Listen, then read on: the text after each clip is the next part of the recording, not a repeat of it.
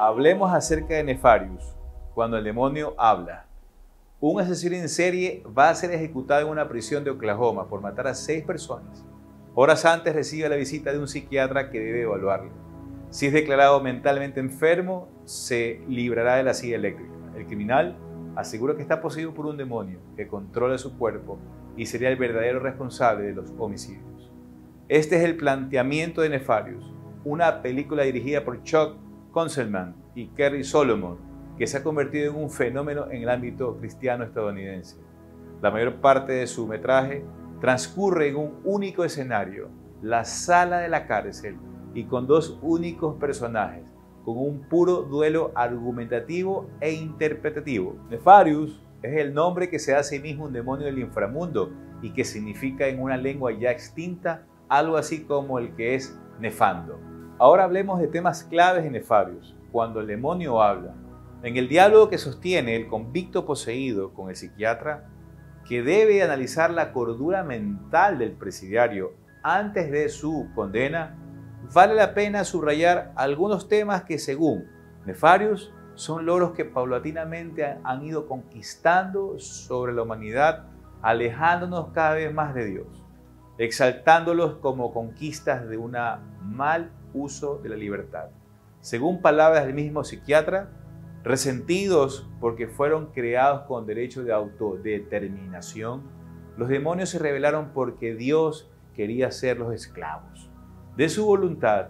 Contemplaron luego con horror el resto de la creación, en particular la del hombre.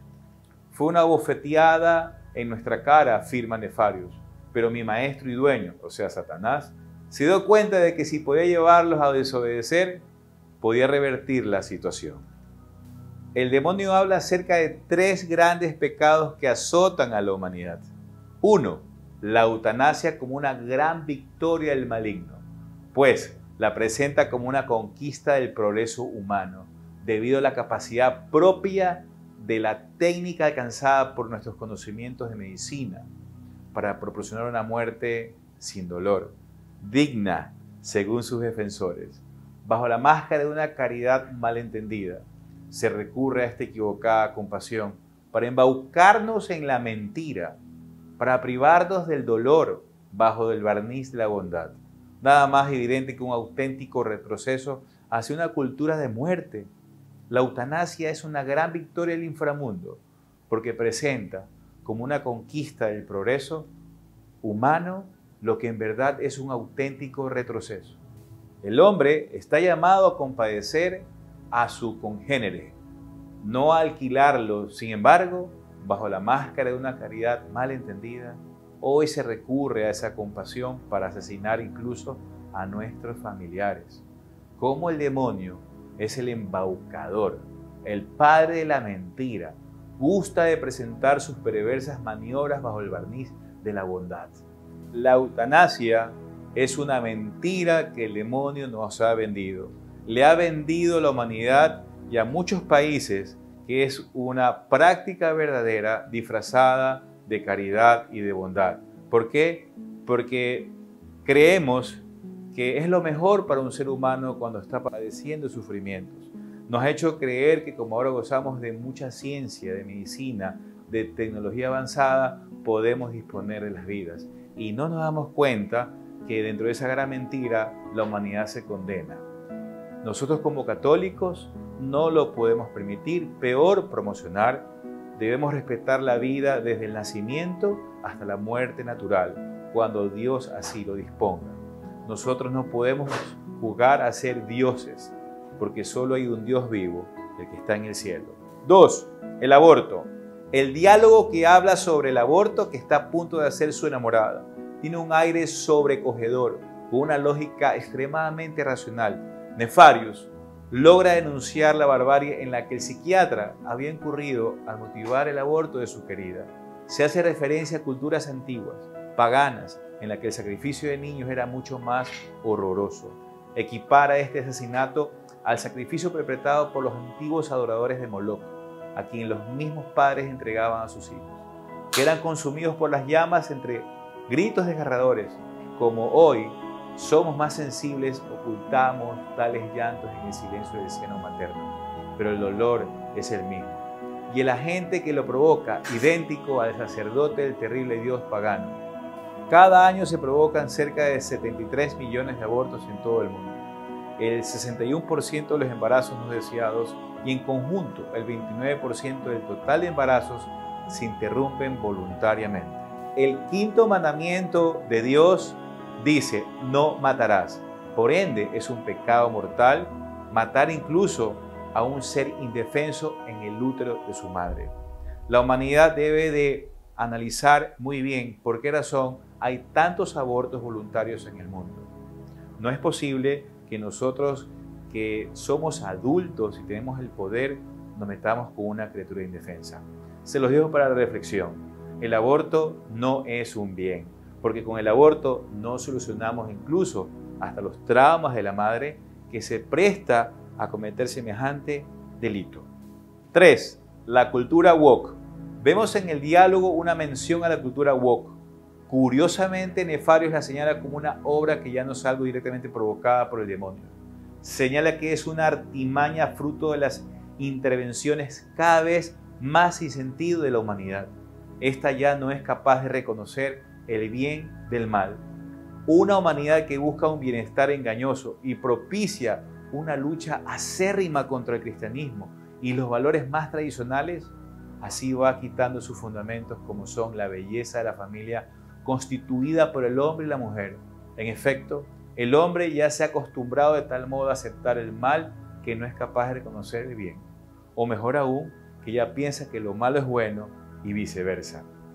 De esta manera, generando un tsunami social que pretende aplicar el bienestar humano, propicia en realidad una oleada de odio y destrucción que anhela en el fondo socavar la cultura cristiana e imponer otra eminentemente atea. Todo lo que vemos, todos los males que vemos, producto del mal uso de las libertades, no son culpa de Dios Padre, no son culpa de Él, son culpa de nosotros, los seres humanos, que hemos usado mal esas libertades, hemos usado mal el libre albedrío y creemos que podemos hacer lo que nos da la gana. Entonces, aquí vemos cuando el ser humano cree que está por encima del bien y el mal, está por encima de Dios, vemos las consecuencias que hoy en día estamos sufriendo. Sociedades fraccionadas, familias destruidas, vemos una sociedad, vemos crimen por todos lados, porque hemos sido permisivos, hemos creído que estamos por encima del creador del universo. También vemos cómo ciertos grupos colectivos como LGBT se han dedicado a destruir nuestras familias. No soportan ver una familia feliz, no soportan ver a una madre criando a sus hijos, no soportan que un padre se dedique a su hogar, y con todo el respeto que ellos se merecen, pero yo no estoy de acuerdo. Con mi familia nadie se debe meter. A nuestros hijos los educamos nosotros. Nadie más puede interferir en esa educación. No podemos permitir que nada, que ningún enemigo externo venga a adoctrinar a nuestros hijos. Si nosotros de ahora como padres cuidamos a nuestros hijos con buenos valores morales y con un buen ejemplo de padre y madre, estamos seguros que vamos a garantizar una humanidad en el futuro, quizás más cercana a Dios de lo que ahora estamos. Lo interesante de Nefarius es que en pocas películas como estas han logrado escenificar el mal de modo tan crudo. Aquí no se recurre a escenas terroríficas y llenas de miedo. El foco de atención está en la astucia que tiene el mal encarnado en los demonios. Para engañarnos de un modo lógico, racional, nos tienen el mismo anzuelo del pecado original. Este fue, es y será siempre querer ser como Dios, querer ser poseedores, o mejor dicho, quienes deciden qué es el bien y qué es el mal, como si fuéramos la última instancia de la verdad. Una de las partes que más me impresionó de la película es cuando el demonio que está dentro de este preso le dice al psiquiatra: en este momento comienza el conteo final. Alzaba las manos y le decía a él: estamos contemplando desde el infierno cómo este niño tuyo está siendo puesto sobre nuestro altar.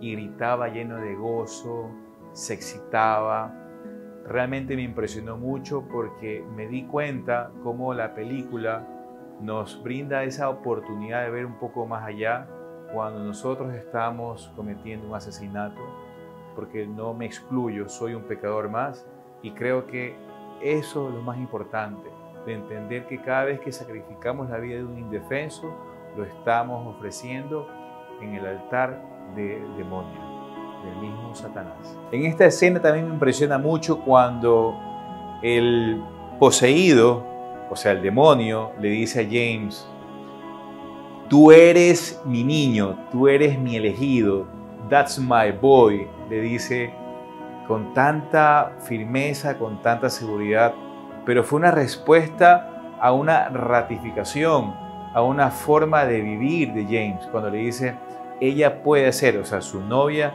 puede hacer con su cuerpo lo que le dé la gana. Y ahí justamente donde radica el poder que el ser humano le da al demonio, a las fuerzas del mal, cuando creemos que nosotros podemos hacer lo que nos da la gana, cuando creemos que podemos estar por encima de la moral que Dios Padre nos ha inculcado y nos ha educado, cuando estamos por encima del sacrificio del Señor Jesucristo que venció al demonio en la cruz. Esta parte de la película también me impresionó cuando el preso, el poseído, le dice a James Martin, al psiquiatra, que él no puede morir. Entonces aquí podemos reflexionar algo muy importante. Ellos son ángeles caídos que ya no pueden ir al cielo, ya están condenados. Sin embargo, lo que hacen es influir en el ser humano para que también se gane su propia condena. Es importante ratificar los que somos creyentes y los que no, aprendan de ello, porque lo que quiere el demonio no son tus riquezas, no son tus posesiones, no es nada más que tu corazón, que es lo que quieren. Quieren condenarte, no quieren que tú vayas al cielo, para que así no puedas recibirlo a Jesucristo y no puedas creer en sus promesas. También esta parte me impresionó cuando el poseído le dice, bueno, más claro el demonio, le dice a James, el mal que hemos hecho en la humanidad lo hemos hecho juntos, James, desde antes, ahora y siempre. Qué parte más impresionante. Es decir, todo el mal que vemos en la humanidad a lo largo de toda su historia ha sido influida por el demonio, ha sido influida por estos ángeles caídos que no hacen otra cosa que hacer tropezar al hombre, que no pueda ganar esa recompensa de Dios y de Jesús, la vida eterna. Y como mensaje final, quiero decirles que queremos ser dueños de nuestras propias vidas, señores absolutos de nuestras acciones, con una libertad sin ningún tipo de parámetros, pero son realidades imposibles si queremos amar a un Dios que nos creó y nos invita a amarlo para nuestra propia felicidad. También quiero regalarles lo que yo siento en mi corazón, porque si yo creo en el cielo, tengo que creer en el infierno también, no porque la Iglesia Católica me lo haya enseñado, también Jesús lo ha dicho y está escrito en los Evangelios. Entonces, si creemos en el Señor Jesús y creemos en sus promesas, también tenemos que creer que existen ángeles caídos que influyen de manera muy negativa, engañosa y mentirosa para la condenación y la ruina del ser humano. Lo importante de esta película es que nos regala ese mensaje desactualizado, porque hay muchos cristianos que no creen en el infierno. Creen que el infierno es un invento de alguien. Alguien se lo inventó para someter a la humanidad. Cosa que también es una gran mentira del demonio. También es una gran mentira de él. Ha sido su pieza maestra que nos ha hecho creer que él no existe. Y como nos ha hecho creer que él no existe, obviamente uno puede hacer con sus libertades lo que realmente le venga en gana. Por eso vemos una sociedad destruida, fraccionada. Por eso vemos una humanidad destruida, dividida. Por eso vemos tantos secuestros, violaciones, asesinatos. Nadie hace caso a las señales. Nadie hace caso a lo que realmente quiere Dios para nosotros. Nadie se pone a pensar o lo dice, que no va a ser eterno en esta vida. El Salmo lo dice bien claro. El ser humano en promedio de vida vivirá hasta los 75 años. yo te hago una pregunta. ¿Cuál es tu plan de vida? No solo terrenal, sino también espiritual. Esto es todo lo que te puedo comentar acerca de la película Nefarious. Y espero que cuando tú la veas, te deje una gran enseñanza como a mí también me la ha dejado. Suscríbete a mi canal de YouTube. Activa la campanita para notificaciones y recuerda que Dios te ama.